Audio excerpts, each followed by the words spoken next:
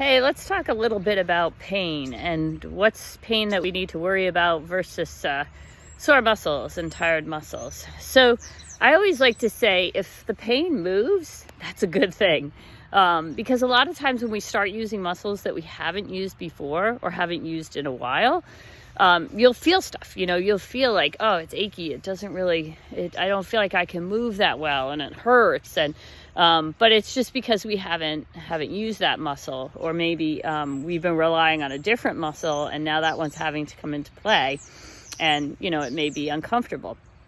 Anything that's acute, that's sharp, that comes on and doesn't go away, that's something we really want to pay attention to. So it's a little bit hard sometimes as we're getting going to kind of know, well, did that hurt before? Did it not? I'll typically go out and give it a go and see. And if that pain doesn't go away, if it doesn't change, if it doesn't move, then I'm going to stop. I'm going to come back. I'm going to reevaluate.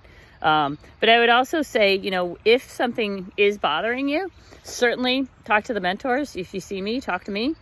And we'll see if we can help diagnose it, or at least, it could be something that's very, very common, and we can help you figure out what that is.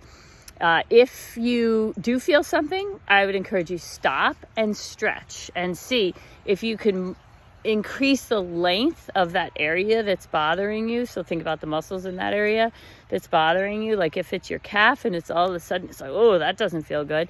Stop, stretch it out. See if that feels better. Maybe changing your gait a little bit might help. And then we'll go from there. But it is a little bit of a challenge, so we understand that. So please don't not ask a question. Ask, because typically most runners have dealt with pretty much everything. And so we can help and we can give some guidance.